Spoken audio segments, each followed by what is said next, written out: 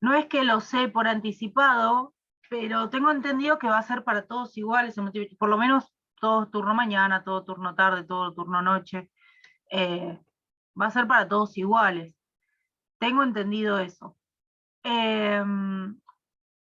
Más allá de eso, no habría manera de poder pasar 30 preguntas y respuestas hacia los demás compañeros, ¿no? Sería una cosa medio rara. Así que lo que yo les puedo decir mediante lo que es mi experiencia como múltiple choice, yo he tenido de todos los estilos. He tenido capciosos, he tenido múltiple choice súper fáciles y razonables. Entonces la idea es esto, que ustedes tomen esto. Esta cátedra, la verdad que yo no creo, por los años que la conozco a la cátedra, que hagan un múltiple choice que a ustedes se les dificulte o que sea capcioso para tratar de que ustedes no aprueben. Yo lo que pienso es que le van a tomar cosas como, por ejemplo, el paradigma de tal cosa, ¿no? Objeto de estudio del paradigma tal, y le van a poner 3, 4 opciones, ¿sí? Entonces ustedes más o menos tienen que poner eso. Por supuesto que hay cosas más difíciles que saber un objeto y método de estudio, por supuesto que van a tener que leer para eso.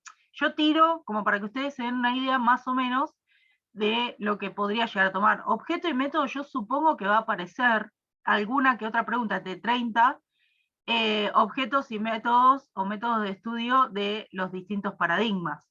Así que eso más o menos que lo tienen que saber, ¿sí?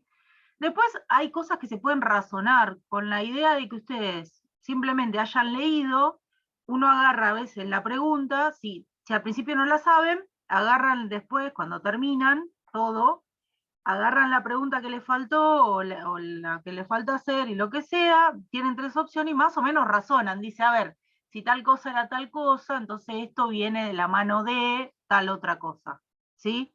Se lo digo porque me ha pasado también como estudiante. O sea, yo a veces he hecho eso, tipo, no sabía alguna respuesta, agarro el coso y más o menos razono, digo, bueno, si tal cosa era así, entonces tal otra debería ser de esta manera, pum, le mando tilde, ¿sí? Así que bueno, nada, lo que yo emito, comprendo que se pueden poner nerviosos o nerviosas en un parcial, eso es más o menos natural, a algunos le pasa, a otros no, qué sé yo. Pero nada, ya les digo, hagan lo que les parezca como que lo saben al principio, para que sea más fácil, y lo que les va quedando, después razónenlo un poquito, y digan, a ver, que si esto era tal cosa, a ver, qué tenía que ver con tal otra, bueno, será esto entonces, más o menos hagan eso. Se los tiro eso como para que tengan una idea de lo que es un multiple choice. En cuanto a lo que había que estudiar para psicología general para el viernes es de la unidad 1 a la 3, porque estaban preguntando ahí en el grupo, de la unidad 1 a la 3 en su completud.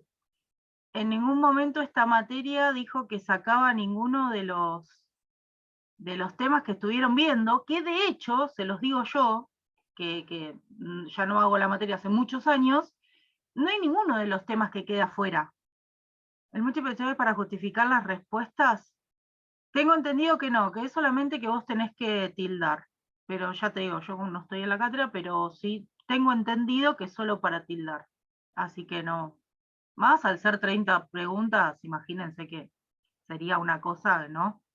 No dijo la profesora la opción correcta y está bueno. Bueno, Justificar ni para desarrollar nada. claro, no, además en 30 preguntas, imagínate que sabes qué, un montón. Bueno, eh, esto iba a decir que dentro de las unidades no tenemos nada para sacar tampoco. O sea, si nosotros lo vemos como estudiantes, más allá de la cátedra, no tenemos como nada para sacar, porque si ustedes ven, cada tema uno va seguido al otro y cada uno de los textos es seguido al otro y todos se correlacionan. Entonces, si ustedes no leen uno de los textos, les falta una parte. La realidad es esa. Entonces, medio difícil que se pueda sacar alguna cosa, ¿sí? Ahora, hablaban de las fichas de cátedra, que es real, están muy bien explicadas, algunas son un poquito más largas, otras más cortas, pero explican más o menos los textos. Eso no quiere decir, y no se confíen, de que en el múltiple choice a ustedes no le vayan a tomar algo de los textos, porque para eso están, porque si no, harían solo fichas de cátedra y listo, no tendría ningún sentido. Otra cosa que les iba a decir, si no lo han explorado en el blog, están los videos de los profes. Les recomiendo, luego de ver estas clases, o mañana, o cuando estén estudiando ustedes, no sé, de madrugada, lo que quieran hacer, que vean aunque sea el primer video, que es el de Maxi Fusco.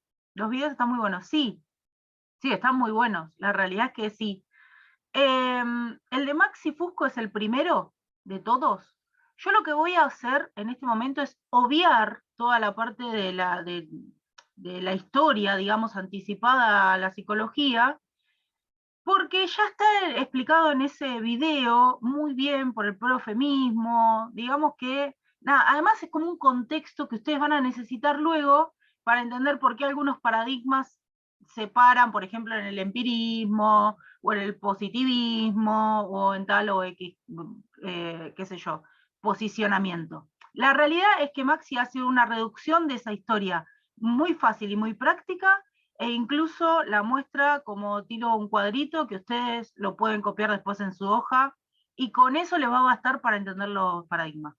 Así que no vamos a repetir la clase de Maxi al divino botón. Bien, ahora sí, con Sol hicimos un power, que después si quieren se los pasamos. La realidad es que, sinceramente, yo no soy muy fanática de los power, no soy muy fanática de hacer nada, porque soy muy fanática de explicar, pero sí hicimos este power que por ahí no les aporte mucha información, pero tiene unos dibujos muy lindos. Miren qué bonito que es. Hay que Eh, aclarar que estoy muy orgullosa de cómo decoró el Power. sí. Quedó lindo el power, así que bueno, no sé si tiene mucha información, pero por ahí les puedo hacer bien. Bien, lo que vamos a ver hoy es esto, que son los temas de qué estudia la psicología general, qué es un paradigma, el paradigma de la conciencia, el paradigma de la conducta, el inconsciente, el paradigma cognitivista, el constructivista. Vamos a ver subjetividad un poco, vamos a ver si llegamos con los temas subjetividad y con el tema de los procesos motivacionales y afectivos, que son los últimos dos temas que enganchan a los paradigmas. Pero vamos a tratar de llegar lo máximo que podamos, ¿sí?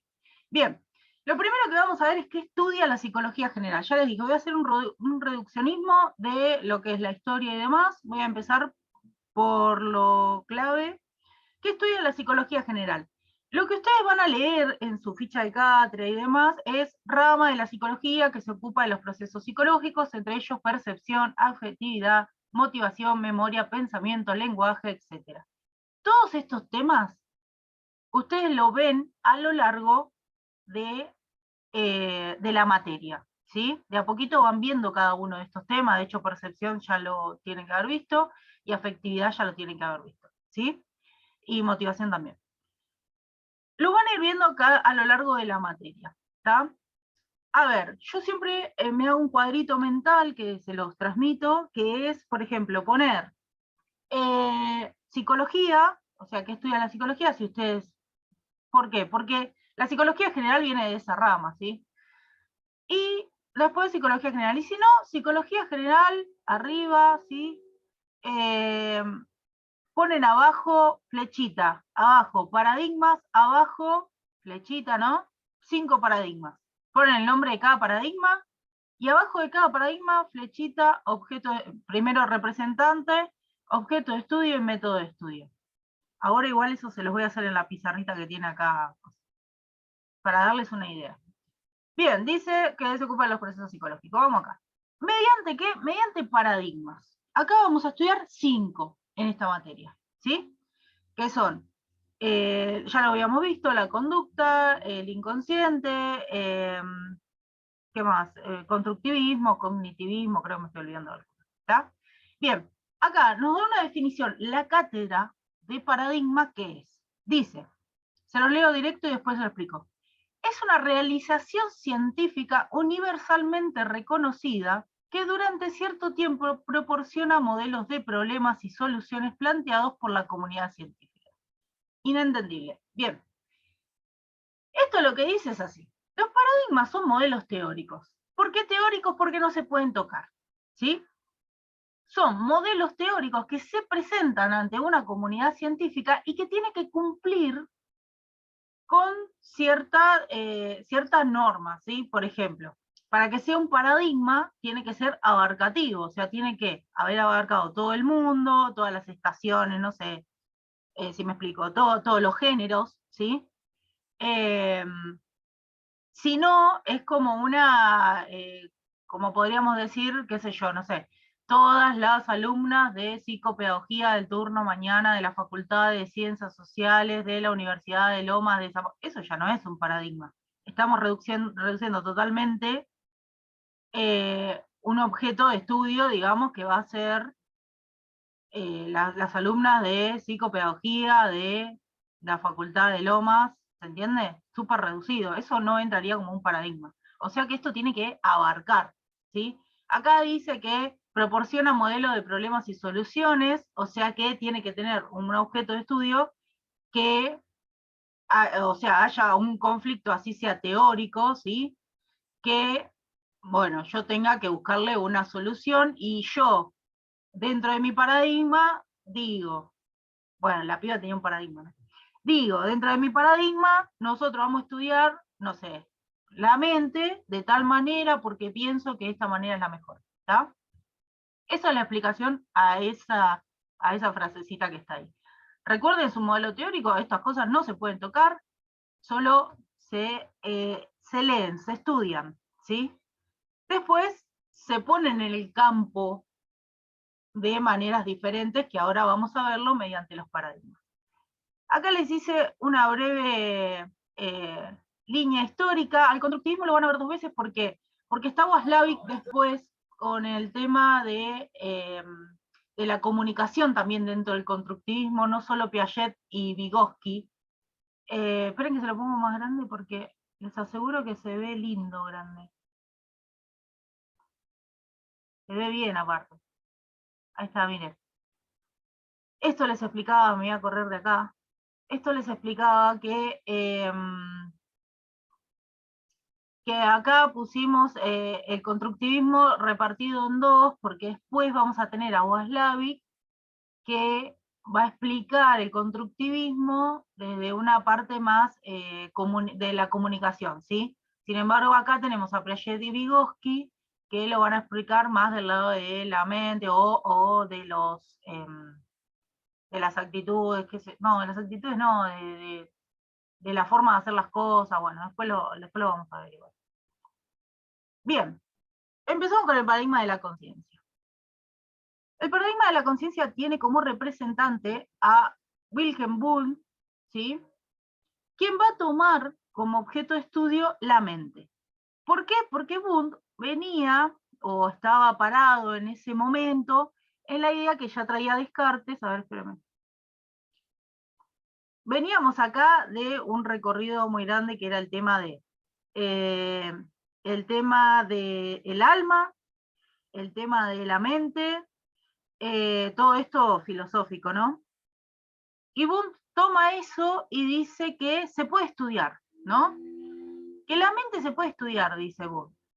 Entonces lo hace mediante la psicología experimental. ¿Por qué? Porque pone en un laboratorio a estudiar la mente. ¿Se entiende lo que digo?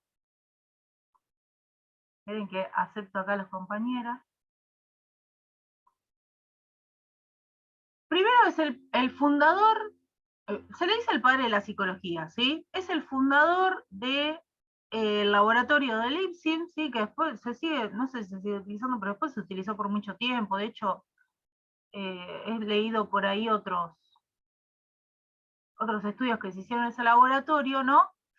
Y acá lo que dice psicología experimental, esta parte que dice psicología experimental, es porque el chabón lo que intenta hacer es poner a la mente a estudiarse como si fuera un objeto. ¿Se entiende?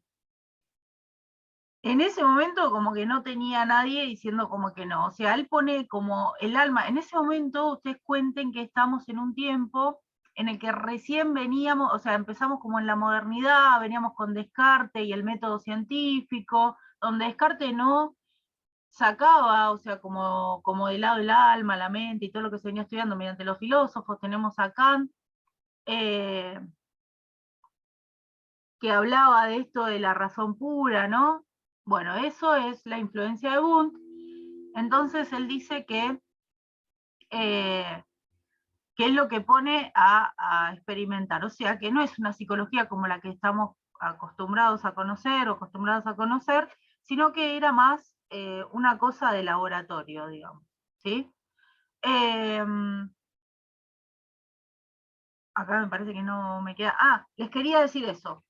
Cosas importantes, cuando yo les decía a ustedes que armen este cuadrito, objeto de estudio y métodos, es los contenidos de la conciencia, y el método es la introspección experimental. ¿Sí? Vuelvo de nuevo, objeto de estudio para Wundt de la conciencia, contenidos de la conciencia y métodos, introspección experimental. ¿Sí? Acá dice que era proveniente de las ciencias positivas porque está parado en el positivismo él. ¿Está? Esto lo van a entender, ya les dije, cuando vean el video de Maxi Fusco van a entender qué es estar parado en el positivismo y demás. No es muy largo, además explica muy, muy rápidamente el tema de la historia que yo voy a obviar. Bueno, acá lo que hacía Wundt era que mediante la manipulación de ciertos estímulos, ¿sí?, de la persona, o que le hacía a la persona, observaba qué reacciones tenía, ¿sí? Esto no va a ser lo mismo que luego va a estudiar el conductismo, y tampoco va a ser lo mismo que luego va a estudiar el cognitivismo, ¿eh? ¿Por qué? Porque después ustedes van a escuchar que el conductismo hace una cosa parecida, pero ahí lo vamos a ver la diferencia, y el cognitivismo hace una cosa parecida, pero tiene una diferencia, una vuelta de rosca, que no se la daba Wundt en ese momento. Así que tengan en cuenta esto, lo que hace mediante esta introspección experimental, lo que él intenta hacer es entrar a la conciencia de la persona, no sé si me explico, entrar a la conciencia de la persona, no como lo conocemos ahora, sino mediante cierto trabajo en un laboratorio donde manipulaba estímulos para observar qué hacía, qué procesos mentales hacía la persona con ese estudio que se le estaba haciendo, ¿sí? Con esa manipulación que se le hacía de estímulos. ¿Estamos? Bien. Pasamos al conductismo. El conductismo le hace una crítica. Acá vamos a tener un chiquitín de historia que tiene que ver. Este que ven acá es Watson, joven. Fuimos buenos acá al ponerlo en el power. Voy a correr de acá porque si no me pongo delante y no veo. El tema de la conducta pasa a ser así. Watson es influido por Pavlov y otro representante del conductismo que ahora no recuerdo, ¿sí? Creo que Skinner, no sé si me acuerdo bien, pero creo que Skinner. ¿Comte? Sí. ¿Comte puede ser? Por Comte, sí, pero Comte va a estar parado en el positivismo. Él va a tomar, también va a estar parado en eso, del positivismo de Comte. Acá la diferencia con Watson es que él ya va a tomar un trabajo hecho por Pavlov, que acá, como verán en el dibujito, tiene que ver con el perrito. No sé si conocen ya la historia, se los cuento rápidamente. Lo que hace Pavlov es ver que cuando el perro veía la comida salivaba. Entonces le muestra como un pedazo de carne, el perro salivaba obviamente porque sabía anticipadamente que iba a comer, ¿se entiende? Luego Pablo saca la carne y le hace sonar una campana. El perro se vuelve loco, ya saben cómo son los animales con los sonidos, ¿no? El perro se vuelve loco, no asocia esto. Bueno, ¿qué hace Pablo? Pone la carne y hace sonar la campana. El perro saliva, ¿sí? ¿Por qué? Porque ya se había anticipado que iba a comer. Luego saca la carne y hace sonar la campana. Cuando se apague, entramos todos por el mismo link, ya saben. Porque acá me marca 40 minutos. Saca la carne y hace sonar la campana. ¿Qué hace el perro? Saliva, porque ya asoció la carne a la campana. ¿Se entiende? Watson toma este trabajo que hacía Pavlov con los animales y va a hablar del reflejo condicionado. ¿Qué quiere decir esto? Que yo puedo cambiarle a la persona, según lo que dice el conductismo, la forma de actuar. ¿Sí?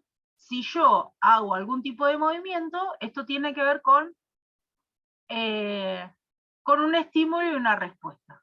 Entonces el trabajo de Watson se va a basar en eso. A lo que le va a decir a Boone, le va a decir, chabón, la mente no existe, no se puede estudiar, ¿sí? Acá lo único que se puede estudiar es lo observable. Esto le dice Watson a Boone. Bueno, no sé si le dice así, pero le dice más o menos esto, ¿sí? O sea, o por lo menos le hace esta crítica. Le dice, mira, la mente no se puede observar, por ende, no se puede estudiar. Lo que sí sirve para método de estudio es la observación.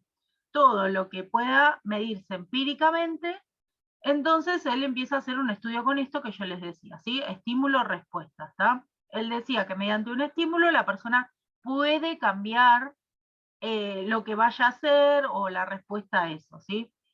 Creo que de Skinner viene un estudio con un bebé, donde creo que viene de Skinner. Igual no le quiero poner mote porque no me acuerdo si era de Skinner, pero sí recuerdo el estudio que es que un bebé estaba mirando la tele, una cosa infantil, y el bebé sonríe porque ve dibujitos, cositas, colores, lo que sea.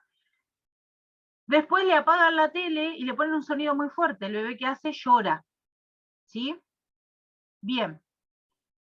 Después lo que hacen es prender la tele y poner el sonido fuerte. El bebé llora por el sonido más que nada. ¿Sí?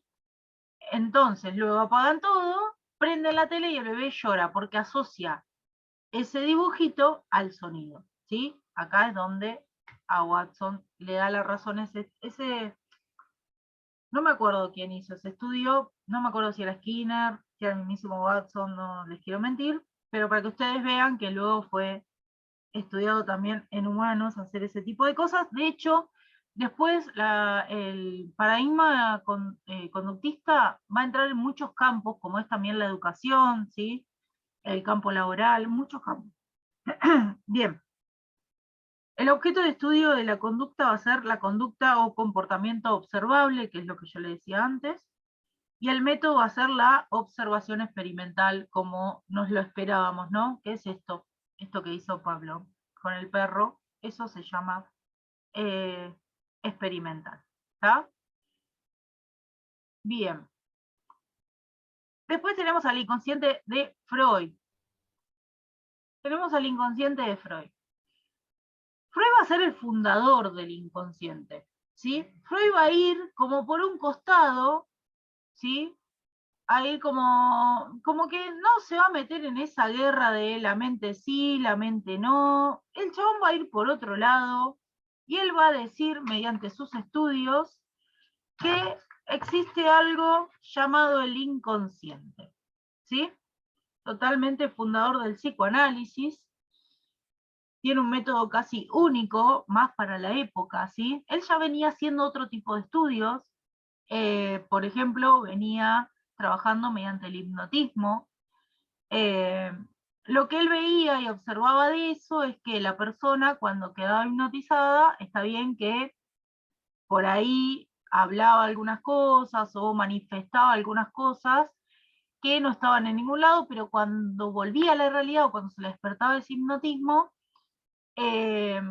no recordaba nada, entonces como que no servía mucho. Más que nada él trabajaba con las histéricas. En ese momento las histéricas eran todas mujeres, lo que hoy se puede llamar como patología, bla, bla, bla, bla. Incluso se les llamaba histéricas hasta cuando las mujeres menstruaban, porque viene de esa rama, más o menos así. Mucho no me voy a meter con la historia, pero tiene que ver con eso. Y lo que va a observar Freud es que además, cuando las pacientes le hablaban, él decía que había una parte que se daba cuenta que le mentían también, ¿no? Entonces empieza a buscar esto del inconsciente. ¿Mediante qué? Mediante dos tópicas. Que les digo una cosa, siempre se ven juntas, pero las tópicas, en realidad, la segunda tópica vino a complementar la primera después de muchísimo tiempo. Nosotros la vemos juntas ahora, con el diario de hoy, pero en ese tiempo, él primero trabajó con la primera tópica, que era consciente, inconsciente, preconsciente. Después de mucho tiempo, y para complementar mediante otros tipos de estudios, crea la segunda tópica, que es el ello, yo y superyo. ¿Bien? Bueno, estas tópicas nos van a servir para centrarnos en lo que Freud se centra, que es el aparato psíquico. El aparato psíquico no es, no tiene como un lugar físico en nuestro cerebro, ¿sí? Nosotros no podemos abrir nuestro cerebro y decir, acá está el yo, acá está el ello, acá tenemos el consciente. No es algo que puedan estudiar los médicos, ¿sí? Por ende, solo se va a poder estudiar mediante el psicoanálisis. No solo se va a poder estudiar, sino que además para acceder a ello, solo se accede mediante el psicoanálisis. Por lo cual, vamos a decir que el método de estudio del inconsciente va a ser la asociación libre. La asociación libre es, o sea, hablar. Freud decía que era la manera. Hablar, y después se van asociando ciertas cosas mediante la huella anémica, que bueno, eso se les voy a explicar después. Pero mediante esto, ¿sí? Mediante el hablar, dice, va haciendo como un clic ciertas cosas, ¿no? Incluso hoy, por ejemplo, podemos ver cosas como la fobia, no sé, los ataques de pánico. También manifestaciones del inconsciente en su totalidad son los sueños, que es la totalidad del inconsciente, ¿sí? Ahí se entra el inconsciente por sobre todo, o sea, no hay otra manera de entrar. Los chistes, los lapsus, los olvidos, mediante todo eso se entra de alguna manera al inconsciente. Eso es lo que va a tomar el psicoanalista luego para evaluar. Vi por ahí que no entendía muy bien lo que eran las tópicas, que es algo que me parece normal, porque quien no lo haya leído nunca, por supuesto que se le va a hacer difícil. Se lo voy a tratar de explicar de la manera más fácil posible, ¿sí? Tengan en cuenta que por estas tópicas va a pasar una energía, que va a ser la energía pulsional, ¿sí? La pulsión es una energía que lo que va a hacer es como un clic, digamos, en ciertas cosas, ¿sí? Al psicoanálisis lo atraviesa en su totalidad un deseo, el deseo no cumplido, que nunca vamos a cumplir nuestros deseos, dice, porque nuestros deseos son inconscientes, dice Freud. Está bastante complicado el viejo, ¿no? Porque, tipo, no vamos a cumplir nunca un deseo, dice, porque son inconscientes. Les voy a dar un ejemplo simple de qué deseo no estamos diciendo cuando les digo esto. A ver, por ejemplo, cuando nosotros nos preguntan, ¿por qué fuiste, no sé, por qué viniste acá? No sé, ¿no? ¿Por qué viniste a Sin, la clase? Sí. queda un minuto, ¿por qué no lo das en la próxima? Porque Sí. queda un minuto, estás en 38:52. Bueno, dale, salgamos y volvamos a entrar. Lo apago yo, así salimos y volvemos a entrar y explico bien eso. Entren por el mismo link.